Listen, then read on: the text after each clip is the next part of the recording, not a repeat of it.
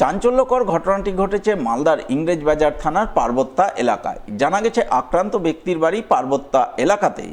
তিনি আমবাগান যোগানদার হিসাবে কাজ করেন। এদিন তার পরিবর্তে তার মেয়ে দিনের বেলায় কিছুক্ষণের জন্য আমবাগান যোগাতে গিয়েছিলেন। অভিযোগ, ওই সময় মঠরা ঘোষ, ভীম ঘোষ সহ বেশ কয়েকজন মিলে আমবাগান যোগানদারের মেয়ের শ্লীলতাহানির চেষ্টা করে, যা দেখে মেয়েকে বাঁচাতে বাবা ছুটে যান। অভিযোগ, ওই সময় অভিযুক্তরা তাকে বেধড়ক মারধর করে, লাঠি সোঁটা দিয়ে মারধর করে গুরুতর জখম করে। তাকে বাঁচাতে তার স্ত্রী এবং মেয়ে এগিয়ে গেলে তাদেরও প্রচণ্ড মারধর করা হয় বলে অভিযোগ। ঘটনার জেরে জখম ব্যক্তি সহ তার পরিবারের 3 জন সদস্য বর্তমানে মালদা মেডিকেল কলেজ হাসপাতালে চিকিৎসাধীন। ঘটনায় আক্রান্ত ব্যক্তির তরফে ইংরেজবাজার থানায় লিখিত অভিযোগ দায়ের করা হয়। তার ভিত্তিতে পুলিশ ঘটনার তদন্ত শুরু করেছে বলে জানা গেছে। আমরা বাগান জোগাই, আমরা রান্না করছিলাম আর এনেই আমার উপর অত্যাচার চালু করেছে। আমার মালা কানের, আমার মোবাইল সব হাত থেকে নিয়ে নিয়েছে।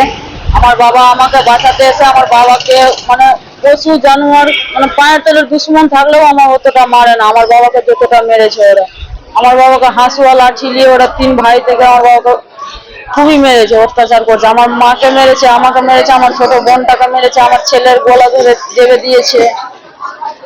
আমার সোনার মালা ছিল, ওই মালাটাও নিয়ে চলে গেছে। আর মোবাইল ছিল ওরা 3 জন ছিল, মাটরা, ভীম আর একটা ছেলের নাম। কি চাইছেন আপনারা? আমরা শাস্তি চাই।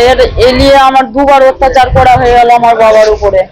আমরা বাগান জোগাই, আমরা বাগানে ছিলাম। আমার মেয়েকে অভিযুক্ত করছিল করে ওর বাবা আসলো ধরিয়ে, তখন ওর বাবা ধরে তখন ওর বাবা করেও মারতে লাগলো।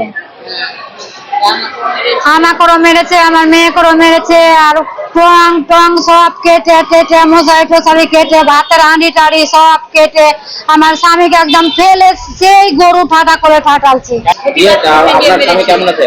খুবই খারাপ আছে এখন।